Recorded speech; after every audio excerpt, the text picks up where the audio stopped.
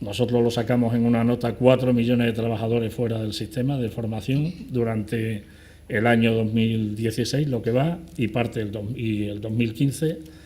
Y decían, ¿por qué esos 4 millones? Ya voy a empezar a mencionar una parte que yo creo que a ustedes también les interesa, que parece que es la gran olvidada muchas veces cuando se habla de la formación por el empleo en este país.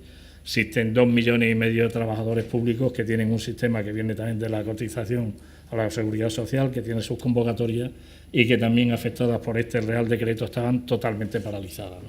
De hecho, ahora están empezando a salir las primeras convocatorias, que es un sistema que va a terminar de aprobarse todo en torno al mes de octubre, y va a haber 2 meses para la ejecución, porque ahí se limita el plazo de finalización de las acciones formativas a 31 de diciembre. Con lo cual, yo creo que es un desastre total y absoluto en cuanto a cargarse, por cierto, un sistema que durante 22 años no había tenido, que se sepa, ni un solo caso de fraude, que tenía un sistema mucho más ágil en la tramitación burocrática de todas las ayudas, y que tenía un sistema también de libre concurrencia y un sistema subvencional que trabajaba con uno de los modelos que, en parte, ya ha dicho Alfonso y también Juan Carlos, en el cual entra un sistema de gestionar subvenciones con otro modelo diferente al que se nos ofrece en el borrador de convocatoria. Puede haber otro modelo de gestión de las subvenciones, como puede ser con contratos programa, contratación pública, etcétera, que puede dar lugar a que no haya los errores que se dan en cuanto a los sistemas de convocatoria actual, por ejemplo, en el cual el beneficio empresarial está como prohibido. En el tema del ejercicio de una función que pueda ser el actuar con contrataciones públicas en un momento determinado, de programas o convenios se pueden hacer sobre los sistemas de formación. Nosotros creíamos, cuando se empieza a ver la paralización en la cual estábamos, que ustedes sacaron una nota, yo creo, importante del efecto económico que estaba teniendo sobre el sector. Nosotros también lo hemos sufrido en cuanto a la parte que nos correspondía de lo que eran nuestros instrumentos de formación también, que estaban en el sistema, y en el cual obviamente se están dando unos sistemas relativos al empleo muy importantes, ¿no? En el modelo había un peligro a romper la estatalidad, ya Juan Carlos ha referido en parte a ello, y creíamos que el sistema de estatalidad en cuanto a la formación de oferta a lo sectorial era una barbaridad desde todo punto de vista, ¿no? El tema de la reanualización de cuotas era importantísimo conseguirlo en el sector privado. Aquí lo tengo que decir, espero que se conozca de anterior. En el sistema público, que venía del mismo sistema la cuota, es decir, la formación de las administraciones públicas, tenía la reanualización desde el principio, es decir, hace 21 años, ¿vale? Porque salió 2 años después del sistema general de la formación privada. Sin embargo, en Casa del Herrero, cuchillo de palo, es decir, allí sí se tenía, pero en este sistema se impedía el poderlo tener. Para nosotros era clave el establecer ya una cosa que tanto el Tribunal de Cuentas como sentencias como recomendaciones de la Comisión Europea se habían venido diciendo, y que todos lo decíamos, que la cuota era finalista, y que es finalista, ¿no? Y después, un tema clave para nosotros era que, como he dicho antes, el tema de dónde parte y cómo se organizaba el sistema, que era la negociación colectiva, nosotros creíamos que debía seguir prevaleciendo en cuanto a la organización del sistema, ¿no? Una organización de las paritarias diferentes. Obviamente, para este año lo que estamos haciendo es volver locos y locas a todos los compañeros y compañeras que participan en las paritarias, porque este sistema es de locura.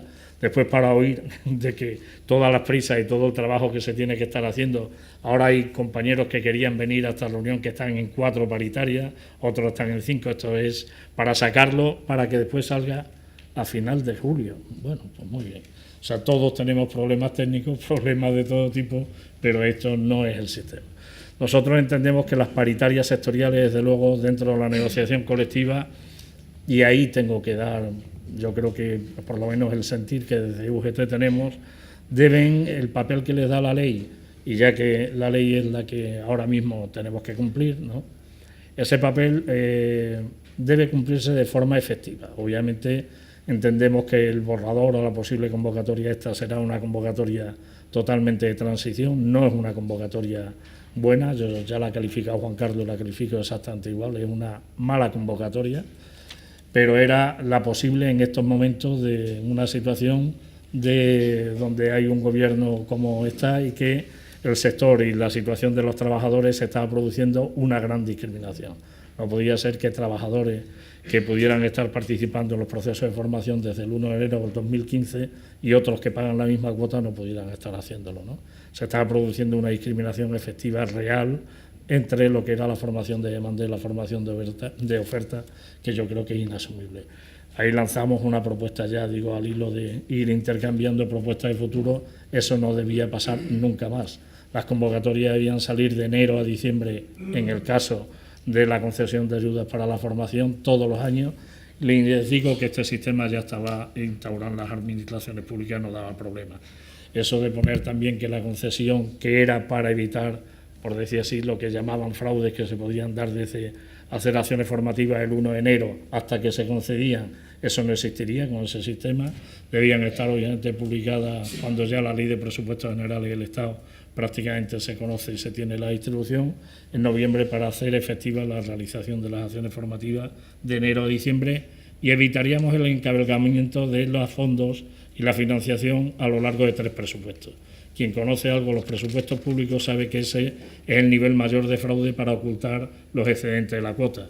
Ahí ya el análisis que han hecho los compañeros de comisiones este fin de semana, que está muy bien, pero creo que se habrán quedado cortos, seguro, porque es muy difícil de calcular efectivamente los excedentes de crédito cuando se cabalga en 3 presupuestos, ¿no? Muy difícil, complicadísimo. De tal forma que yo creo que el nivel de fraude se evitaría, pero el fraude, cuando hablaba al principio, que se achacaba que mayor fraude que ha habido en este país, que durante 23 años se ha tenido oculto todos los excedentes de la cuota de los trabajadores y de los empresarios que ha habido a lo largo de estos años. Creo que nos iríamos a bastantes cientos de millones de euros, por no decir miles de millones de euros, que se han ido a cubrir otras necesidades, seguro que importantes, pero no justificadas tanto del Estado como de las comunidades autónomas. Y después nosotros creemos que la formación en el empleo, al ser necesaria, porque creemos que es el mejor de los modelos, nosotros entendemos que el modelo actual, pero como lo entendían todos los gobiernos de turno, porque no tenemos que decirlo, el conocimiento que tanto ustedes como yo tengo de haber estado leyendo cientos de informes, haber escuchado cientos de conferencias diciendo que el modelo español era un modelo avanzado en cuanto a la formación para el empleo a nivel tanto europeo, y hemos ido también incluso a hacer, digamos, a demostrar nuestro sistema en organismos también internacionales, tanto en América como en otras partes del mundo, ¿no?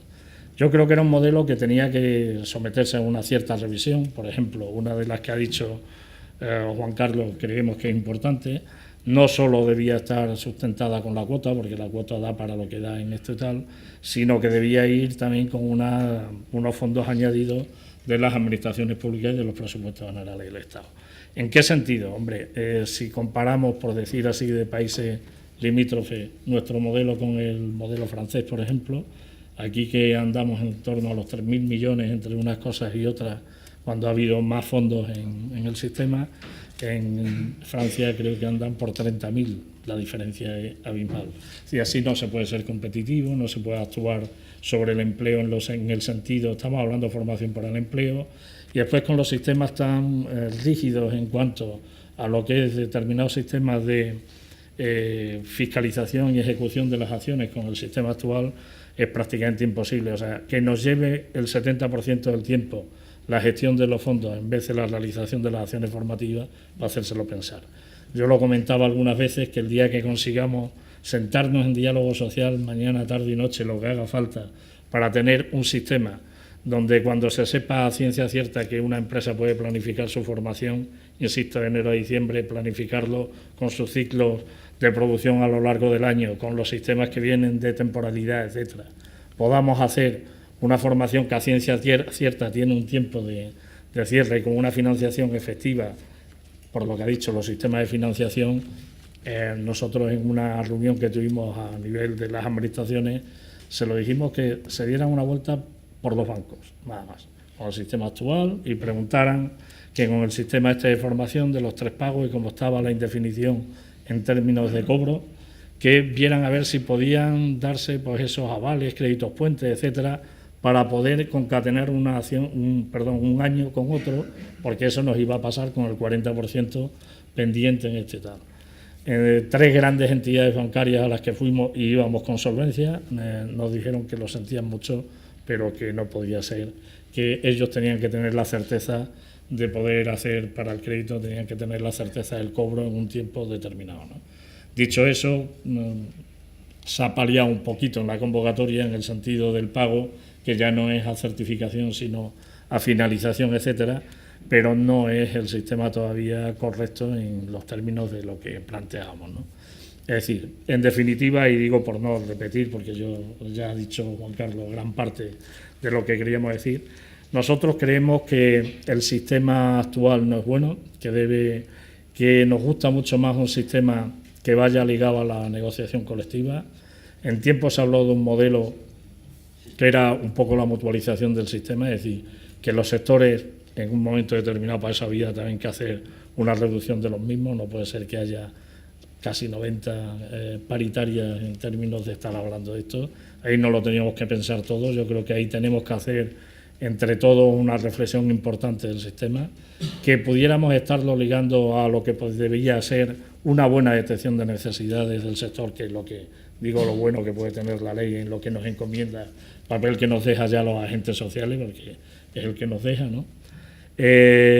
Después, fruto de esa detección de necesidades con unos indicadores realmente medibles, efectivos, es cuando podríamos ver para que la calidad de la formación también fuera correcta en cuanto a que se adecuara a lo que de esa detección de necesidades saliera en cuanto a metodología, etcétera, etcétera, pero sobre todo lo más importante, que también lo marca la ley, ahí estamos de acuerdo en esa parte de filosofía de la ley que se repite como un mantra a lo largo de la Ley 30, es que podamos medir el impacto que sobre los sectores tiene la formación en cuanto a lo que se entiende que para lo que lo hacemos, es decir, la mayor competitividad que se puede tener en los sectores, el aumento del empleo y la mejora de una situación general, que para eso todos creemos que debíamos contribuir a que se ampliara mejor el estado de bienestar. Yo hasta aquí lo dejo y después ya si ustedes quieren un poquito, pues ampliamos.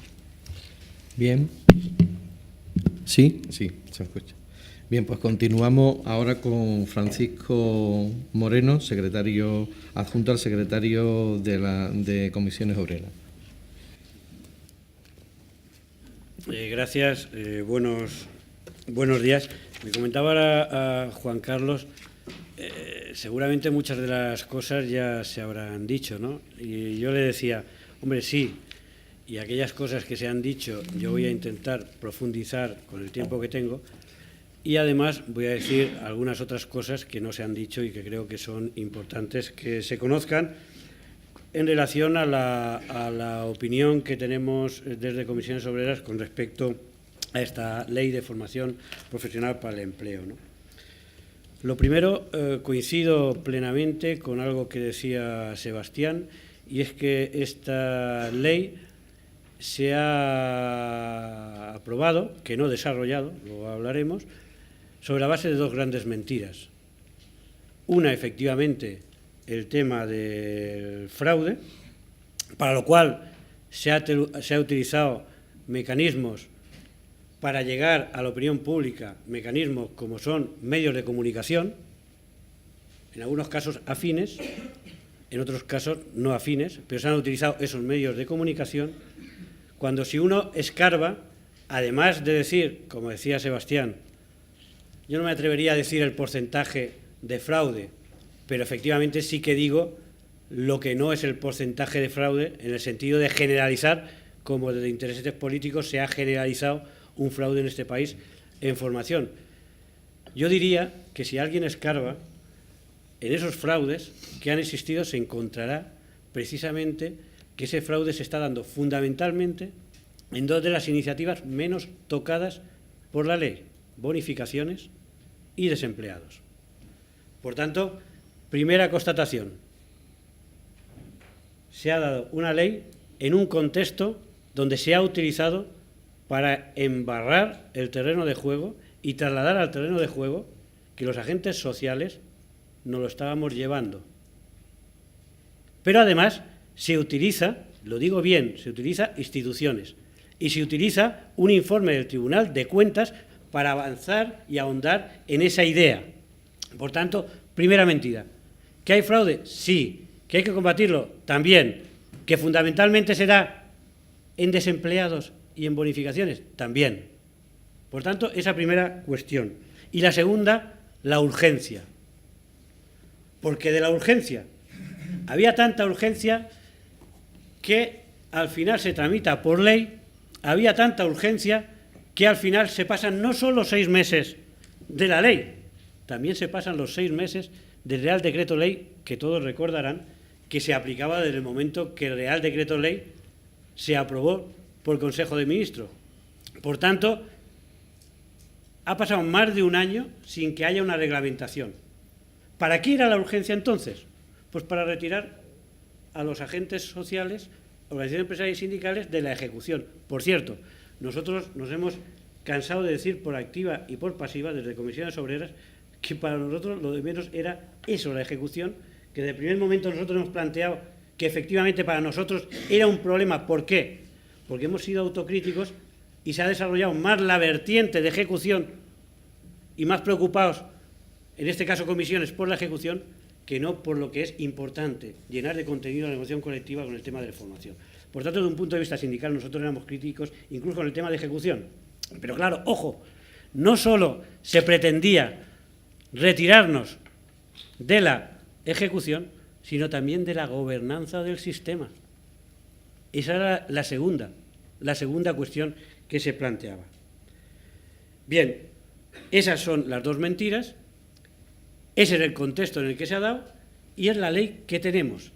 Yo tengo que decir que efectivamente no es nuestra ley, nosotros hubiésemos hecho otra ley, lo hemos dicho por activa y por pasiva, hay coincidencia en ese tema, si bien tengo que decir que gracias a la tramitación parlamentaria y a la presión ejercida, tengo que decirlo, por las organizaciones sindicales con los grupos parlamentarios, hemos conseguido que al menos 3 aspectos se modificasen y 3 aspectos que son importantes. El primero, el tema de la gobernanza. Se ha avanzado. El Real Decreto prácticamente nos dejaban así todo. Efectivamente, como decía Juan Carlos, hemos visto lo que ha pasado con la Fundación Estatal, antes Fundación Tripartita, pero con el Real Decreto prácticamente nos dejaban fuera de la gobernanza. No es que estemos gobernando en pie de igualdad, ahí asumo lo que decía Juan Carlos, pero ahí estamos en la Fundación. Segundo, para nosotros fundamental, la revalorización de los fondos. Ahí hemos sido insistentes, pero hemos sido insistentes no de ahora, sino desde el primer informe del Tribunal de Cuentas, allá por finales de los años 90, donde ya ese informe establecía que la cuota era finalista, y ya en el Congreso y Senado, que hay una comisión que trata los informes del Tribunal de Cuentas, sacaron una resolución, uno de cuyos puntos era que había que analizar, mirad si han pasado años, y ningún gobierno lo ha hecho, porque no ha querido ningún ministro o ministra de Economía del momento. Por tanto, para nosotros era fundamental la reanualización. Pero, ojo, se consigue la reanualización, en la ley aparece la reanualización y viene la Ley General la Ley de Presupuestos del 2016 y vacía en parte esta cuestión y lleva a una interpretación del tema, que es lo que lleva efectivamente ahora a considerar que sí, estando en funciones, el tema, lo que decíamos nosotros en nuestra nota de prensa, si es posible, si no es posible, el tema de la autorización, la modificación, etcétera. Por tanto, reanualización de fondos. Y una tercera cuestión, que luego abordaré un poco más al final en el futuro, sobre lo que pensamos nosotros en relación al futuro, que es el tema de los centros públicos. Y sí, nosotros creemos que los centros públicos tienen que jugar un papel importante en la formación profesional para el empleo. Claro que sí, que tienen que jugar un papel importante. Y se consigue que haya una partida de 20 millones, pero al paso que vamos será lo mismo que sucederá con la partida que había en el 2015 de 30 millones para los centros de referencia nacional, o la que había para orientación, o la que había para no sé qué, no se ha cumplido. Gasto, ejecución, cero. Gasto, ejecución, cero. Por tanto, al final, la ley consiguió que al menos alguno de los efectos más perniciosos se acabase con ellos. Ahora bien, el fundamental, que era el objetivo que perseguía el gobierno, no, que era la concurrencia competitiva, la tan llevada concurrencia competitiva con el único objetivo de retirarnos. Bien, esa es la ley. Pasamos a una segunda parte, el desarrollo de la ley.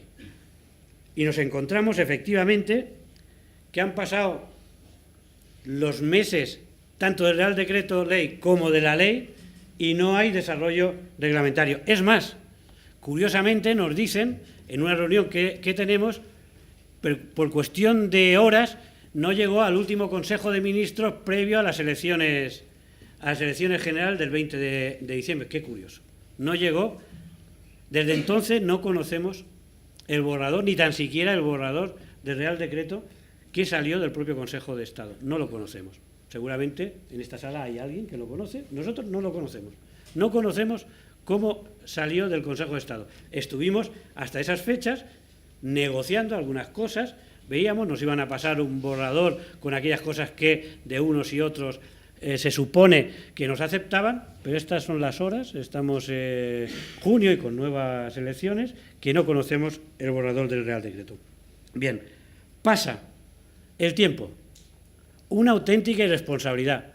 Irresponsabilidad llevada a lo máximo, porque el propio Partido Popular presenta una proposición no de ley en el Congreso de Diputados pidiendo poco menos que aval para sacar el Real Decreto.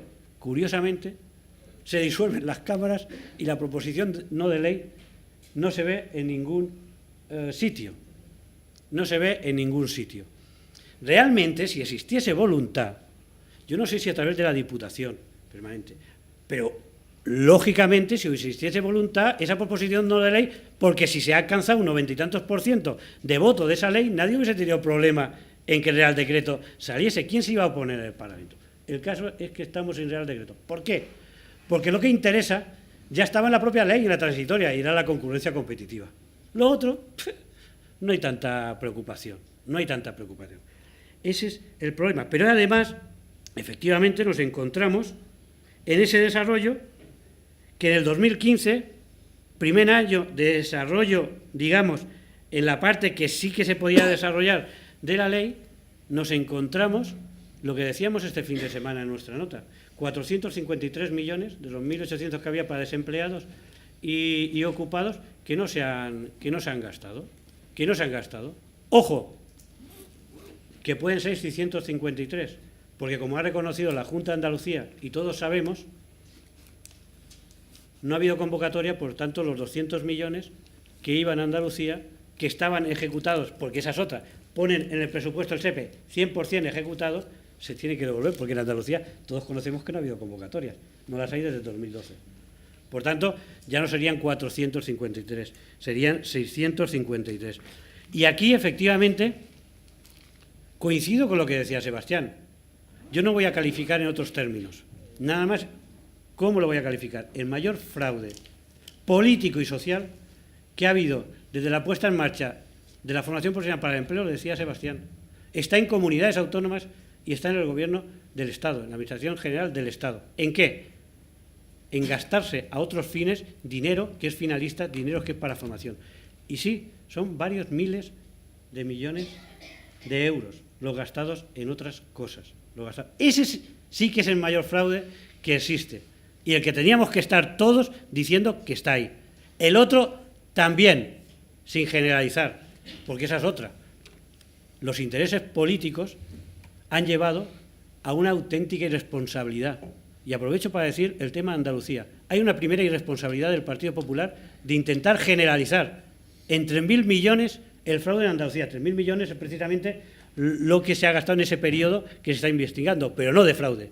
Primera responsabilidad. Y segunda, la de la Junta de Andalucía, paralizando desde el 2012 las convocatorias de formación. Esa es otra gran irresponsabilidad política.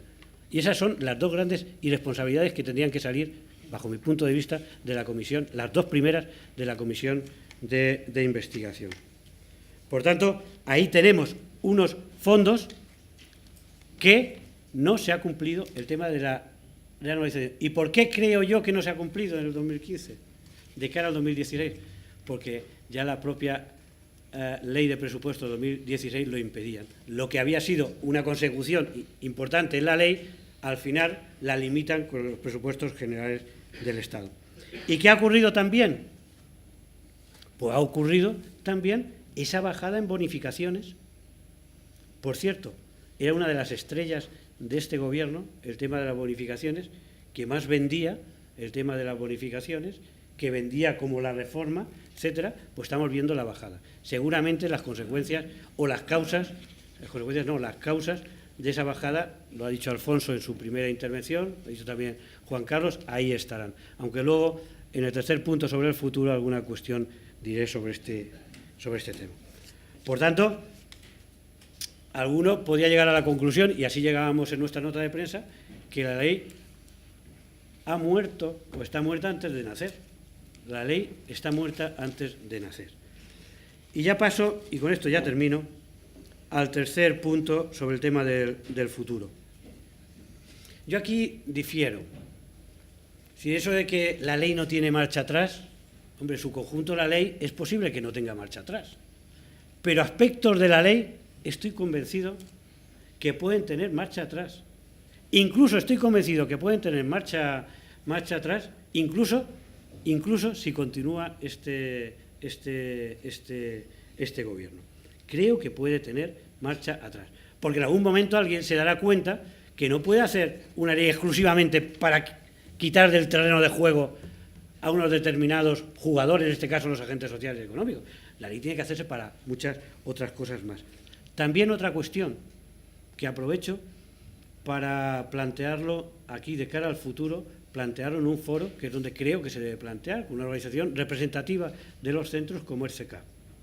Ojo con el tema, que nosotros también públicamente lo hemos vendido, ojo con el tema de decir que el sector de los centros está, digamos, muy tocado, 150.000 empleos o familias, etcétera, porque no salen las convocatorias. Ojo, porque lo que se está denotando ahí es una auténtica dependencia de las convocatorias. Y eso es un problema para un sector que efectivamente tiene que ir más allá del tema de las convocatorias. Más allá del tema de las convocatorias. Bien, para nosotros el futuro, 3 cosas. La primera, nosotros creemos que es necesario cambiar, y esperemos que se consiga, la iniciativa de bonificaciones o de formación programada a las empresas, como se llama ahora. ¿En qué sentido? No es posible hacer bonificaciones como está planteado a través de entidades organizadoras para las micropymes. Y por tanto nosotros planteamos, como planteamos en el inicio, cuando nos sentamos a discutir el reforma del modelo, esto se tiene que hacer a través de los instrumentos y las estructuras sectoriales que existen o puedan existir, a través de la negociación colectiva. Y tiene que ser más oferta y menos bonificaciones, con una verdadera detección de necesidades. Es decir, dejarlo, el tema a las bonificaciones es dejarlo, incluso, aunque haya cambiado el tema de formación a distancia y ahora sea teleformación, en manos de gente que va con entidades organizacionales sin ningún tipo de escrúpulos. Y ojo, alguien pensaba que iba a acabarse con la tablet, etcétera, porque ya no iba a haber formación a distancia. Pues la tablet, etcétera, ¿verdad, Alfonso?, sigue existiendo. Y alguien se preguntará, ¿y eso cómo es? Pues sigue existiendo. Por tanto, nosotros creemos que las bonificaciones ha de cambiarse, y hay que cambiarse en la línea de que las pymes no pueden ser tratadas por la vía de bonificaciones, deben ser tratadas por la vía de la oferta, con unas estructuras sectoriales, y luego la formación que se haga en aquellos centros que están en condiciones de hacer la formación. 2. Nosotros sí que creemos en aquello que desde los mayores liberales plantean, la colaboración público-privada. Claro que creemos, pero la colaboración público-privada es que haya un terreno de juego donde lo privado tenga su actuación, pero también lo público, y por eso nosotros apostamos porque los centros de formación profesional, integrados o no integrados, que estén en condiciones de hacer una oferta de formación, lo hagan. Y sí, nosotros estamos de acuerdo, se haga con financiación de la cuota, porque para nosotros lo importante es la cualificación de los trabajadores y las trabajadoras. Y ahí hay centros públicos, como también lo hay privados o lo hay concertados, que están en condiciones de hacerlo. Por tanto, esa colaboración tiene que existir. Y 3, y termino.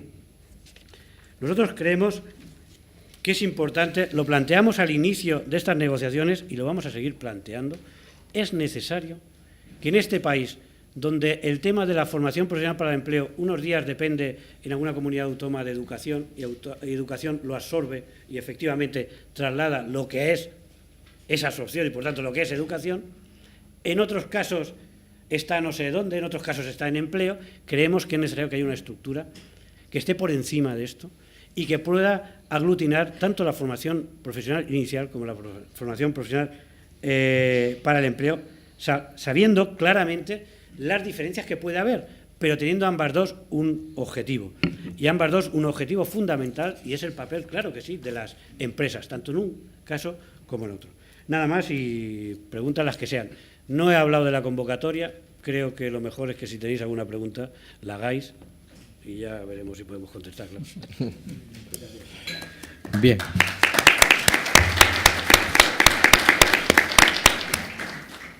Pues muchas gracias a los tres y vamos a comenzar una ronda de preguntas.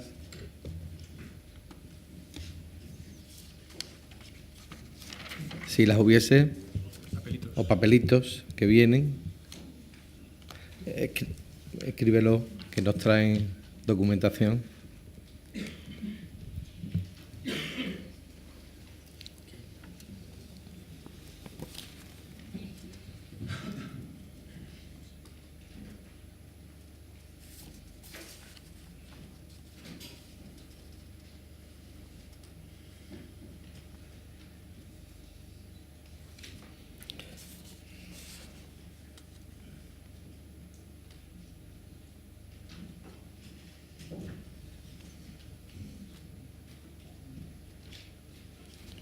Bien, entre las preguntas que me van llegando voy a ir ya cursándolas.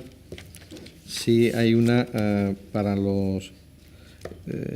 pregunta un poco que si en la nueva convocatoria, sobre todo, no me pone quién se dirige, pero supongo que será más bien a UGT y comisiones, si en la nueva convocatoria tienen pensado a través de sus centros, tanto IFES como FOREN, presentaros a lo que sería la nueva resolución de convocatoria. Nosotros sí.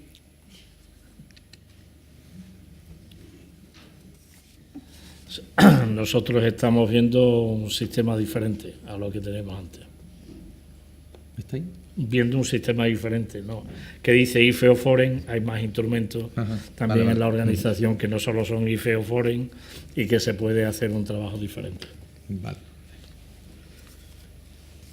También tenemos aquí, ¿les parece bien que los ayuntamientos, sin tener estructuras adecuadas, se hagan centros acreditados? Pregunta. Ahí. No. Quita para que pueda ponerlo. Que solamente puede haber... Bueno, lógicamente nosotros, que defendemos, como hemos dicho, la iniciativa privada, pues cada vez nos van creciendo más las administraciones públicas que quieren acceder aquí a todo esto. Ahora tenemos los ayuntamientos, podrán ser las universidades públicas, que, os recuerdo, viven de presupuestos generales del Estado, etcétera, etcétera. Por lo tanto, para nosotros, claramente, no. Financiado con la cuota. Nosotros, quien esté en condiciones, es decir, si hay un ayuntamiento que está en condiciones, ¿por qué no? Si Tajamar está en condiciones, ¿por qué no? Si Salesiano está en condiciones, ¿por qué no? Si el Centro Integrado de Formación, no sé dónde, de Valencia, está en condiciones, ¿por qué no? Si la Fundación Laboral de la Construcción está en condiciones, ¿por qué no?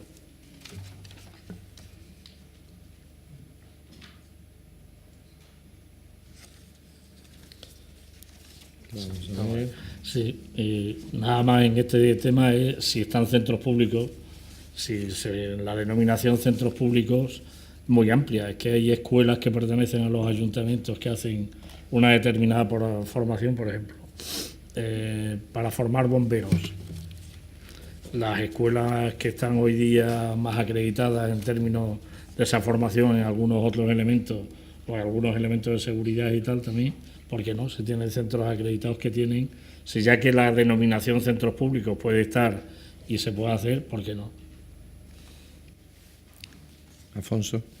Sí, aunque sé que la pregunta iba dirigida a las organizaciones, me atrevo a contar que la semana pasada estuve en un acto que organizaba la fundación, la asociación, FP Empresa, donde están representados los centros de formación profesional públicos y privados, sobre todo públicos, que son el 80% que forman esa asociación, según me dijeron. Lógicamente había expectación sobre la convocatoria, pero nadie me hacía preguntas. Esto fue curioso, porque se me dijo que había mucha expectación, pero luego nadie preguntaba, hasta que preguntó alguien de la mesa, entonces se lió la de San Quintín. Porque claro, yo que no había entendido la pregunta que me la hacían, pensaba que se referían a modelos y tal. No, estaban preguntando qué hay de lo mío, como es lógico. Y decían los centros que por qué no podían participar ellos. Yo no entendía tampoco qué estaba ocurriendo allí. Luego se me explicó a la salida que al parecer en algunas comunidades autónomas se ponen dificultades para que los centros de formación profesional participen en las convocatorias estatales. Por lo tanto, no es algo que tenga que ver con la convocatoria, que participe un centro o no. Igual que los otros colectivos a los que se han aludido, seguramente podrían participar siempre que cumplieran las condiciones de la convocatoria. Las condiciones de la convocatoria no se conocen. En todo caso, yo siempre digo que a una oposición se puede presentar cualquiera, pero claro, te tienes que estudiar los temas. Es decir, un ayuntamiento para participar en una convocatoria estatal de alguna manera tiene que adquirir esa estatalidad. Si además quiere obtener una puntuación mínima para poder tener éxito en su solicitud, deberá tener la experiencia también que requiera la convocatoria, cosa que es dudoso puesto que los ayuntamientos no han podido hasta ahora participar. Esto solo se va a poder ver en la convocatoria, pero digamos que la convocatoria presenta, como se ha dicho aquí, una cierta continuidad. Ha agradecido antes el presidente que se quitara el tema del vínculo. Bueno, esto está por ver también porque el texto no está aprobado en esos términos por el patronato, pero no es definitivo. Pero bueno, se va en una línea que precisamente indica una gran apertura en la tipología de entidades que pueden solicitar, pero la propia convocatoria contiene también, como se verá, pues digamos, elementos correctores. Esto no se puede convertir de pronto en una especie no voy a decir café para todos, que es una frase muy manida, pero bueno, como digo, pensamos que la apertura del sistema ya lleva prácticamente a la anarquía y no es así, no puede ser así. Gracias. Gracias, Alfonso. Bien, y hay una pregunta aquí quizá bastante interesante, sobre todo por los temas que están aconteciendo ahora, en los que venimos demandando desde CECAE, desde todas las comunidades autónomas, y es el grave problema que se tiene, que se está teniendo y que ya se está hablando, ¿no? En cuanto a que todos los procesos formativos que han venido hasta ahora y que siguen estando, está dentro de un modelo de subvenciones, un modelo donde pues parece que llega a un punto donde nos preocupamos más de cuánto vale un libro, cuánto vale un bolígrafo, que el propio seguimiento de la calidad de la formación, ¿no? Entonces, nosotros desde CECA, que ya como lo ha dicho el presidente, nos hemos planteado tanto a secretario de Estado como estamos viendo en todas las comunidades por parte de todos los presidentes, el que vayamos cambiando el modelo hacia un modelo de módulo. Queríamos saber qué os parece a vosotros, o sea, qué os parece que cada vez esto cambie más hacia un modelo de módulo, hacia un modelo que se parezca más a la ley de contratos del Estado, donde se oferta, donde los ofertantes lo que se tiene que preocupar es de dar una buena calidad, dar una buena ejecución y hacer un buen trabajo según la ley, pero no está, digamos, totalmente vigilado en el otro aspecto que a veces nos hace trabajar con bastante poca flexibilidad y creando problemas tan graves como los que se está viendo hasta ahora, ¿no? Bueno, precisamente en una de las últimas reuniones que tuvimos a la mesa de diálogo social con el secretario de Estado, nos aventuró esta línea de futuro, de que fuésemos reflexionando sobre el modelo de contratos del Estado. Nosotros en un primer momento decimos lo siguiente: el sistema de subvenciones no nos gusta, y está claro, no nos gusta, y así lo tenemos escrito en nuestra doctrina. No nos gusta porque eleva a público unos fondos que entendemos, a pesar de que pasen por presupuestos generales del Estado y que al final nos lo devuelvan en formato de subvención, entendemos que no son fondos públicos, sino fondos que pertenecen a las empresas y a los trabajadores, que son los que realmente financian el sistema. Por lo tanto, el sistema de subvenciones no nos gusta. ¿Qué ocurre con el modelo de contratos para el Estado? Bueno, pues tenemos que hacer una reflexión profunda en el seno de la CEO y de CEPIME para analizarlo, para ver si puede ser una vía alternativa. Lo único que tenemos claro que el sistema de contratos del Estado no elimina el fraude, lo estamos viendo en otros contratos del Estado, los diferentes ministerios, y que sobre todo propicia lo que llamamos precios a la baja, y eso nos da mucho miedo. Entendemos que para el sector puede ser muy peligroso, al final, que la formación se devalúe y que vayamos, como estamos viendo, en algunos casos, formaciones e-learning a menos de €1 participante hora. Entendemos que con esos precios, que son los que al final ganan esas licitaciones, no se pueden hacer formación. No obstante, tenemos que hacer una reflexión profunda donde estáis todos invitados en el futuro. Gracias.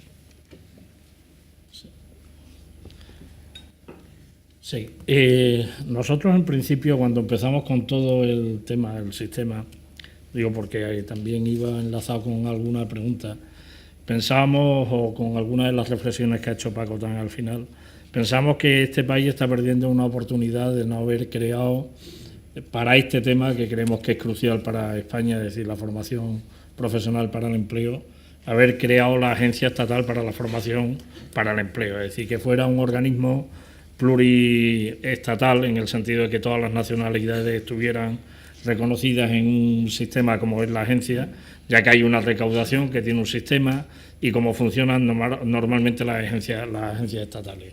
Partiendo de eso, hubiéramos visto que ahí hubiera habido después un sistema ya en términos que hubiéramos estado lo privado, la parte privada del sistema, que eran los agentes sociales, con nuestro sistema que antes he lanzado de mutualización del tema, es decir, que se hicieran grandes contratos y convenios con la parte sectorial, por ponerlo así, pues del sector, vamos a poner del metal, la que hubiéramos estado en una fundación o el sistema que hubiéramos entendido de tipo jurídico y hubiéramos recogido toda la formación de ese tema que después hubiéramos ido o no, en los términos que se hubiera visto, al mercado. Dicho eso, como bien dice Juan Carlos, el sistema de contratación pública directa también tiene sus problemas, es decir, aunque yo antes he hablado de que hay sistemas de contratación, pero se pueden atenuar, quiero decir, que pueda haber una reflexión previa donde poner que a esa contratación pública tienen que participar, primero para no caer los precios en temerarios como se está viendo en el sector,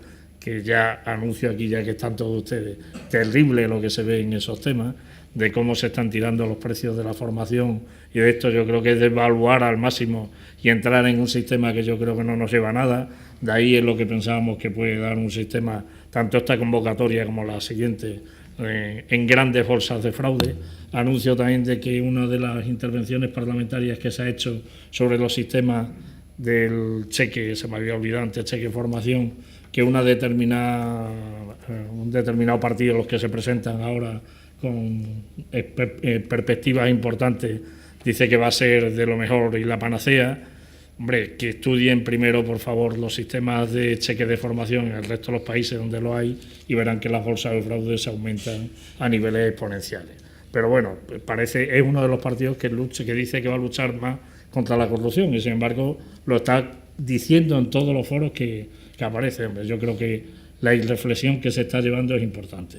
Decía que para el tema de contratos públicos habría que marcar, pues, hombre, por lo menos costes de docencia, costes de tal, unos mínimos que no fuera tirar ahí un poco, por lo menos nosotros desde el punto de vista social creemos que no se puede devaluar tanto el sistema, ¿no? Y después, obviamente, uno de los temas que en este país se pone como muy importante, 50.000 temas que se presentan en las convocatorias y no se piden una serie de certificaciones en calidad, en responsabilidad social, empresarial, etcétera, etcétera, que yo creo que tenían que tenerse. De ahí yo creo que pondríamos, y ustedes serían los más interesados, nosotros también, en que hubiera un sector correcto, que estuviera en esto y que la formación de este país tuviera los niveles, yo creo, de importancia que tiene que tener. Insisto, yo le doy mucha importancia a la formación para el empleo, entiendo que eso se lo teníamos que dar todo y elevar los niveles en ese sentido, y ahí yo creo que podría hacerse unos sistemas de contratos programas perfectamente establecidos, pero claro, marcando los niveles de esto. Después la ley ya lo prevé, la ley de contratos, es decir, aquel que no cumple una serie de requisitos que cada vez se van poniendo más, pues se van añadiendo temas de contratación pública en materia de género, salud laboral, etcétera, etcétera, que hay que cumplir, ¿no? O de determinadas cosas, depende del sector, y eso yo creo que sería, digamos, la corrección al libre mercado entendido en el sentido de los precios a como se quiera, ¿no? Porque eso yo creo que no es libre mercado, es otra cosa. A mí se me había olvidado, como algún tema más, en mi primera intervención, pero vamos, estamos de acuerdo y así lo manifestamos cuando se nos planteó por el secretario de Estado en buscar una alternativa al tema de subvenciones, que puede ser perfectamente el tema de contratación, ¿no? del Estado, con las salvaguardas que planteaban o las garantías que planteaban tanto Sebastián como Juan Carlos. Es decir, las experiencias que tenemos, sin ir más lejos la de Madrid, pues deja que desear, ¿no? Y el tema de los precios y en el sentido de que haya buena calidad en la formación, pues no puede ser unos concursos que vayan a eso, a bajas temerarias, a dárselo a que tenga un menor coste, etcétera, ¿no? Bien, pues... Perdón que haga una pequeña introducción, pero si no te comento algo, Francisco, antes de tomar el café, yo creo que no me va a sentar bien. Y no quiero entrar en polémica, pero de verdad, cuando te han preguntado por el tema de si los ayuntamientos podrían participar, y has hablado de salesianos, de Cajamar, de ayuntamientos, qué lástima que sigamos perdiendo la oportunidad de que, efectivamente, aunque para una convocatoria puntual se cumplan los requisitos, desde las organizaciones sindicales no estemos de acuerdo con las empresas en poner en valor la profesionalidad, la iniciativa privada, la estabilidad laboral y que nos sirva, pues eso, un hecho puntual de cumplir un determinado requisito para que todos los que tú has dicho puedan participar en un sistema que yo creo que debemos de ya ponerlo en valor, hacerlo profesional, velar por la calidad, dejar que si hay iniciativa privada que la puede sacar adelante, sea esa iniciativa privada. Y simplemente quería comentarte esto, porque es que si no... ¿Quieres que te diga? Una cosa faltaría, es decir, por cierto, en las convocatorias, en las discusiones que hemos tenido, nosotros éramos partidarios de primar más la estabilidad. Pero aquí los vecinos de Mesa decían que no. Pero bueno, al margen de eso, nosotros partimos del convencimiento que la formación la tiene que hacer el que mejor esté, el que mejores condiciones tenga. De hecho, nosotros, por poner un ejemplo, hacíamos formación a través de salesianos, por ejemplo. Por ejemplo, no tenemos ningún problema. ¿Por qué? Porque está en condiciones de hacerlo. Pero como también se ha dicho aquí, puede haber un ayuntamiento que esté en condiciones de hacerlo. ¿Por qué no puede? Si tiene un centro, ¿por qué no va a poder? Porque al final estamos hablando de una cuota que a veces se olvida que hay una parte de esa cuota que también la pagan los trabajadores, que es 0,1. Y a veces se olvida de que también algo tenemos que decir. Y para nosotros lo importante, lo fundamental, y busquemos los instrumentos para poder hacer eso, es que se haga la formación en que está en condiciones. En la actualidad, la formación que se está haciendo es curioso, pero la de bonificaciones se parece más a la oferta y la oferta a veces más a las bonificaciones. ¿Por qué? Porque se hace en función de los que los centros tenéis, la formación. Pero en muchos casos no será, a lo mejor, en lo que se necesita. Y, por tanto, lo que tenemos que hacer es una formación que sea la que realmente se necesita y en los centros en los que estén en condiciones. Y en unos casos serán unos centros y en otros casos serán otros centros. Porque esto no puede ser un monopolio de nadie, ni de lo público ni de lo privado. Tiene que ser un monopolio de las necesidades que tienen los trabajadores y las trabajadoras, estén desempleados o estén ocupados. Y a partir de ahí busquemos los centros y busquemos los instrumentos que sean capaces de evitar tener que estar ahí esperando que haya una convocatoria, que tiene que ser anual y demás, pues que se haga con contratación pública, pues que se haga con contratación pública, o como sea, o financiando directamente, ¿por qué no? Financiando directamente. Es lo que planteamos nosotros, es lo que planteamos. Bien, ya me avisan, estamos a punto de... son las 12:20, también Carlos se tiene que ir, pero voy a dejar una última pregunta para los tres, que me han hecho y que yo también quería hacerla y que dice así, dice... ¿Hay algo bueno de la Ley 30? Adelante, Carlos. Hombre, pues sin duda alguna, toda ley tiene su cara positiva y su cara negativa. Mira, cuestiones positivas que tiene esta ley. Primero, parte que el modelo anterior estaba agotado, y eso estábamos todos de acuerdo. Otra cuestión es cómo afrontarlo. La ley acomete algunas cuestiones que estamos, yo creo que todos de acuerdo y nos ha gustado. Lo primero, el Real Decreto 395, que era muy buen Real Decreto, la implementación quizás no fue del todo adecuada, no llevó a cabo una estrategia plurianual, es decir, el modelo ¿para qué sirve? Yo creo que esto es uno de los grandes retos que recoge esta ley y que realmente pensamos que intenta medir. Otra cuestión es cómo lo haga, pero sí que pone el dedo en para qué dedicamos todos los años 1.800 millones o 2.200 millones para formar a nuestros trabajadores. Una cuestión cuantitativa, cualitativa, es decir, ¿para qué se dedica este sistema? Yo creo que eso es una de las reformas que introduce el modelo y que posiblemente la filosofía es buena, no la implementación. Pasa lo mismo con la evaluación final, es decir, hasta ahora es necesario lo que siempre se dice, lo que no se evalúa se devalúa. Pues es importante, una vez que terminemos año tras año, medir para qué ha servido todo esto, medir la calidad de la formación que se hace, tanto en empresas como en trabajadores, y medir el impacto. Acomete el tema que lo tendremos que acometer en un futuro con estos señores que están en esta mesa, como es la reforma del mapa sectorial, nos parece importante, nos están apremiando a ello. Y por último, en el tema de bonificada, nos parece cuestiones importantes que venimos reclamando, como es la reducción de la duración de la formación a 2 horas, incluso nosotros hablábamos de una duración menor, el traspaso de crédito entre el grupo de empresas, incluso nosotros decíamos sin límite de lo cotizado, etcétera. Esta ley, si la lees en profundidad, algunas cuestiones buenas también tiene. Alfonso. Sí, bueno, después cuando hagamos la valoración. Sí. Sobre la ley, es que esta ley tiene muy pocos padres. Yo he oído aquí, la penúltima vez que me senté en esa mesa, he oído a un representante de la Administración diciendo que no le gustaba la ley. Inaudito.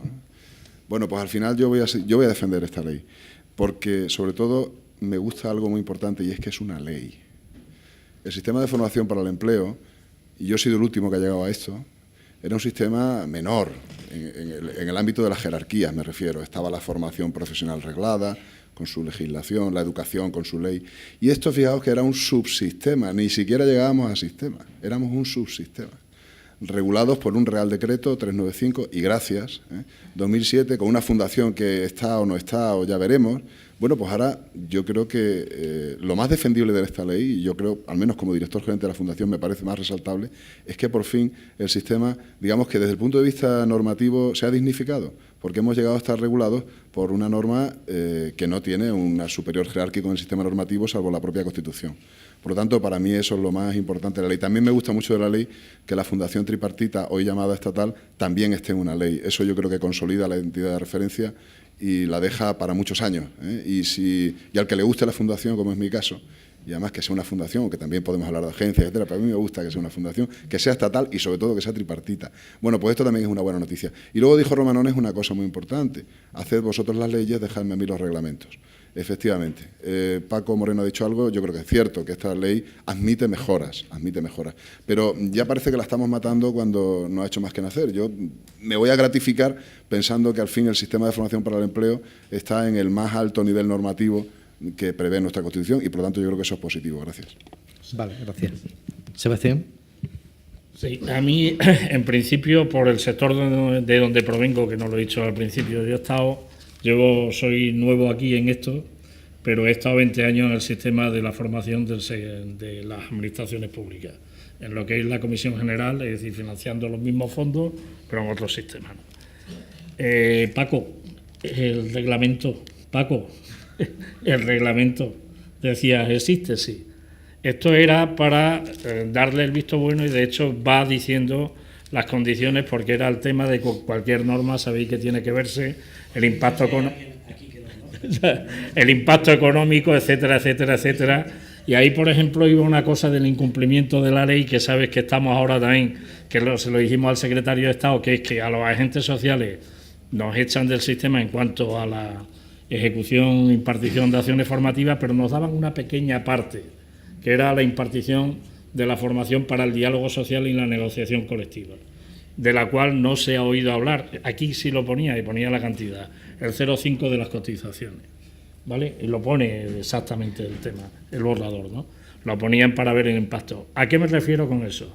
Si esa parte económica que nos daban a nosotros, que nosotros entendemos que habría que formar inmediatamente a todos los compañeros y compañeras que participan en las paritarias, porque nos han cambiado el papel.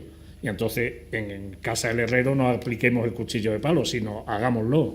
Si nos dan dinero para hacer la formación de diálogo social y la negociación colectiva, lo más importante ahora en estos momentos en este país es negociar esto. La formación para el empleo, para lo que he dicho antes, porque creemos que es un sistema que mejoraría la competitividad, las empresas, daría un papel diferente en tema de la negociación, pero hay que formar técnicamente. Lo decía antes, me gustan los técnicos, a nosotros también.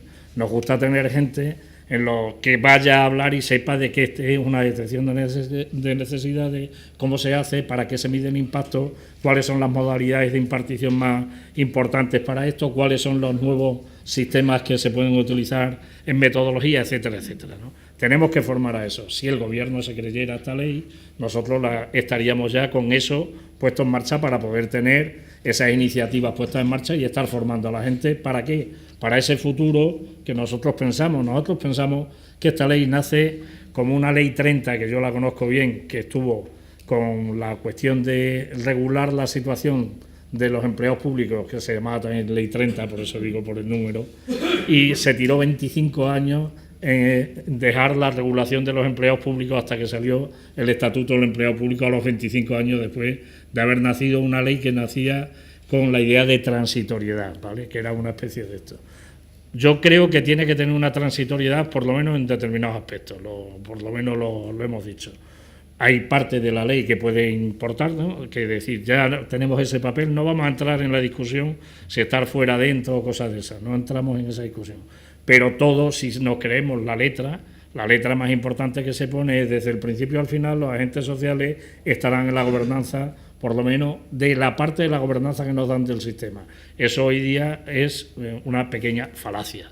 No se está dando desde el principio, porque si se quisiera dar, se hubiera hecho ya en estos momentos, ¿no? Con lo cual, otros aspectos de la ley más concretos lo van a evaluar ustedes, porque serán los centros los que tengan que ver si toda la filosofía que iba para poner esto en el libre mercado, en la libre concurrencia y tal, les va a valer. Yo, por lo que conozco de más de algunos que hemos estado hablando mucho tiempo de empresas y de lo que he visto desde ese punto de vista, me parece que lo estamos analizando, no tiene mucho sentido el sistema que se está montando en esto, que parte con algunos problemas. Yo creo que habrá que reformarla enseguida. El reglamento tal como lo conocemos en el último texto, ya les digo yo a ustedes también que no vale para nada y que la metodología que se ponía, que era desarrollar lo que decía, darme los reglamentos